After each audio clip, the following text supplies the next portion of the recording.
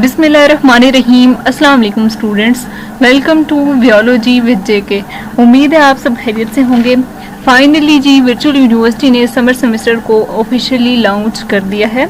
आज की वीडियो में हम बात करेंगे समर सेमेस्टर के रूल्स एंड रेगुलेशंस के बारे में। आपके माइंड में समर सेमेस्टर से रिलेटेड जितने भी क्वेश्चंस हैं आज की वीडियो में इंशाल्लाह आपको उन सब के आंसर्स मिलेंगे। सो आपने वीडियो को एंड तक देखना है, कुछ भी स्किप नहीं करना। प्लस अगर आप मेरे चैनल पे न्यू हैं तो चैनल को लाजमी सब्सक्राइब कीजिएगा ताकि इसी तरह की वीडियो का नोटिफिकेशंस आपको मिल सके। सबसे पहले जी हम बात कर लेते हैं समर सेमेस्टर के बारे में कि समर सेमेस्टर होता क्या है। बेसिकली जी समर सेमेस्टर एक ऑप्शनल सेमेस्टर है। एक साल में आपके 2 सेमेस्टर होते हैं, फॉल और स्प्रिंग, ठीक है। तो उनके बिटवीन यूनिवर्सिटी इस सेमेस्टर को लॉन्च करती है और ये कभी कभी करती है। ऑलमोस्ट 15 ईयर्स के बाद यूनिवर्सिटी ने इसको अगेन लॉन्च किया है। बेसिकली ये जो समर सेमेस्टर वाला ऑप्शन है ये उन स्टूडेंट्स के लिए है जिनके कोई फेलियर कोर्सेज हैं या फिर वो इम्प्रूवमेंट करना चाहते हैं, ठीक है। इस सेमेस्टर में आपके जैसे रेगुलर सेमेस्टर के अकॉर्डिंग आपकी एक्टिविटीज़ होती हैं वो सारी एक्टिविटीज़ चलेंगी। इसमें आपको मैक्सिमम 9 वीक्स का ड्यूरेशन मिलेगा, यानी कि आपके पास 2 मंथ्स हैं। आपको 2 मंथ्स का टाइम पीरियड मिलेगा जिसमें आपने अपने कोर्सेज को कंप्लीट करना होगा। उसके बाद आप इस सेमेस्टर में मैक्सिमम 2 सब्जेक्ट्स चूज कर सकते हैं। उसके बाद जी हम बात कर लेते हैं कि कौन से स्टूडेंट इस सेमेस्टर को अडॉप्ट कर सकते हैं। सबसे पहले जो स्टूडेंट जिनका फर्स्ट सेमेस्टर था या 0 सेमेस्टर था और जिन्होंने अभी एग्जाम्स दिए फाइनल टर्म के, ठीक है, तो वो इस सेमेस्टर में इनरोल नहीं कर सकते, ठीक है। जिनका फर्स्ट सेमेस्टर या 0 सेमेस्टर था वो इस सेमेस्टर में इनरोल नहीं कर सकते। इस सेमेस्टर में इनरोल करने के लिए कम से कम आपको 1 सेमेस्टर का पास होना ज़रूरी है। अगर आप सेकंड सेमेस्टर के स्टूडेंट हैं, थर्ड सेमेस्टर या इससे ऑनवर्ड कोई भी आपका सेमेस्टर है तो आप इसमें इनरोल कर सकते हैं। अगर आपका कोई सब्जेक्ट फेल है, ठीक है, आपका F ग्रेड है या फिर आपका D ग्रेड है और आप उसको इम्प्रूव करना चाहते हैं तो आप इस सेमेस्टर में इनरोल कर सकते हैं। अच्छा जी, इस सेमेस्टर में आपकी बाकायदा कोर्स सिलेक्शन होगी जैसे आपके रेगुलरली सेमेस्टर में होती है। यहाँ पे कुछ इंपॉर्टेंट डेट्स शेयर की गई हैं, ठीक है। सबसे पहले जो आपने कोर्स की इनरोलमेंट करनी है इसके लिए आपको 5 अगस्त से 11 अगस्त तक का टाइम दिया जाएगा, ठीक है जी। इसके दरमियान आप अपने कोर्स को ऐड कर सकते हैं या ड्रॉप कर सकते हैं, जो भी आपने करना है, ठीक है। इसी के दौरान आपने अपनी जो कोर्स सिलेक्शन है, कोर्स इनरोलमेंट है, उसको आपने कंप्लीट करना है। उसके बाद जी जो आपकी बाकायदा क्लासेस होंगी वो 12 अगस्त से स्टार्ट होंगी, ठीक है। उसके आपने बाकायदा लेक्चर्स लेने होंगे, आपका LMS खुलेगा। जिस तरह आपके एक रेगुलर सेमेस्टर में आपकी एक्टिविटीज़ होती हैं LMS की, जिसमें आपने क्विज सॉल्व करना होता है, इसके अलावा आपके असाइनमेंट GDBs वगैरह होते हैं, वो सारी जो एक्टिविटीज़ हैं वो आपने उनको साथ साथ लेके चलना है, ठीक है। वो सारी एक्टिविटीज़ आपकी होंगी।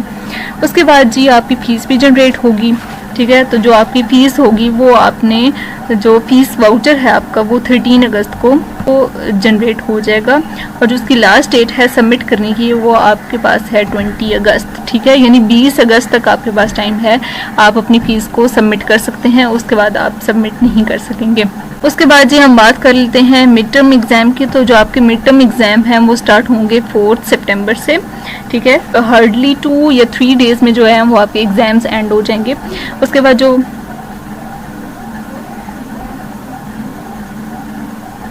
उसके बाद फिर आपका फाइनल सेमेस्टर होगा, ठीक है। फाइनल सेमेस्टर आपका होगा 7 अक्टूबर को, ठीक है।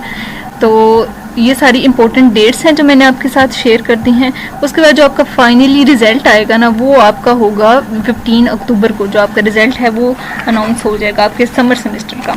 15 अगस्त को आपका जो समर सेमेस्टर का रिजल्ट है वो अनाउंस हो जाएगा, ठीक है। तो ये जो आपके अभी एग्ज़ाम्स एंड हुए हैं फाइनल टर्म के, तो इनका रिजल्ट भी इंशाल्लाह 15 अक्टूबर से पहले अनाउंस हो जाएगा।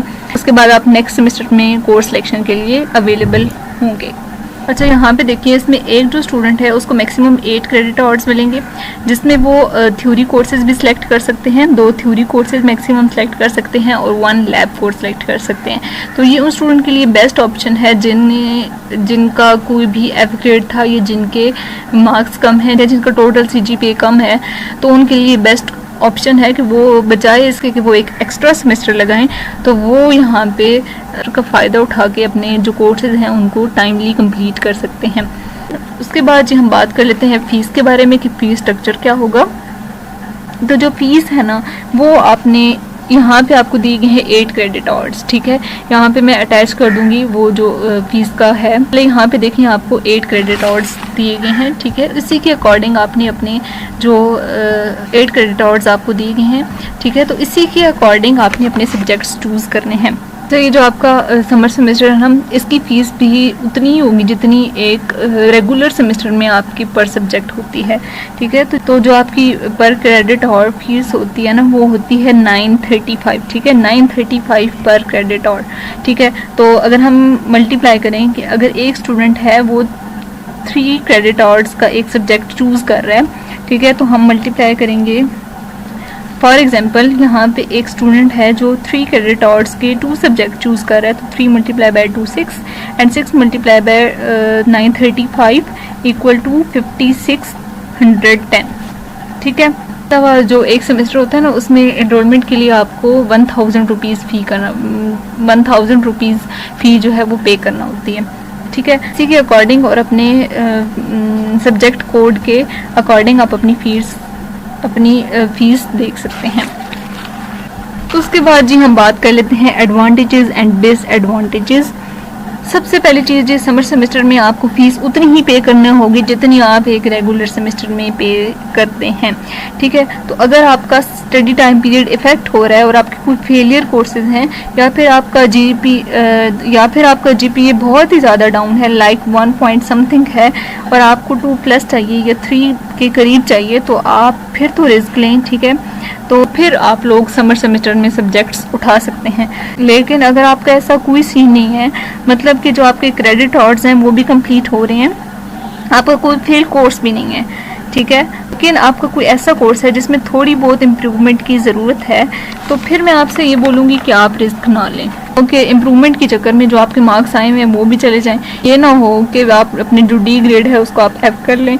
तो आपने इन सारी चीज़ों को माइंड में रख के उसके बाद आप समर सेमेस्टर में इनरोल करना है, ठीक। अगर आपके 50% अबव हैं, ठीक है, किसी सब्जेक्ट्स में मार्क्स, तो फिर मैं आपको बोलूँगी कि आप ये रिस्क बिल्कुल भी ना लें, ठीक है, क्योंकि टाइम ड्यूरेशन बहुत कम है, 2 मंथ्स हैं आपके पास, ठीक है। आप इन सारी चीज़ों को देख लें कि आपके पास टाइम पीरियड कितना है और इसके अलावा आप इन सारी चीज़ों को मैनेज कर पाएंगे या नहीं, ठीक है। उसके बाद ये सारी चीज़ें देख लें, उसके बाद आप इनरोल करें। बाकी जी जिन स्टूडेंट का कोई फेलियर कोर्सेज है या उनके क्रेडिट आवर्स कंप्लीट नहीं हो रहे, तो उनके लिए एक बेस्ट ऑप्शन है कि वो समर सेमेस्टर में इनरोल करें और अपनी डिग्री को एट अ टाइम कंप्लीट करें, बजाय इसके कि आपको एक एक्स्ट्रा सेमेस्टर लगाना पड़े। उम्मीद है जी अब आपको समर सेमेस्टर के बारे में समझ आ गया होगा। फिर भी अगर किसी का कोई भी क्वेश्चन है तो आप कमेंट सेक्शन में पूछ सकते हैं। उम्मीद है जी आज की वीडियो आपके लिए हेल्पफुल रही होगी। वीडियो को लाइक, चैनल को सब्सक्राइब करना मत भूलिएगा और बाकी स्टूडेंट्स के साथ भी शेयर कीजिएगा ताकि बाकी सबके लिए भी आसानी हो। अल्लाह हम सब का हामी नासिर हो। अल्लाह हाफिज़।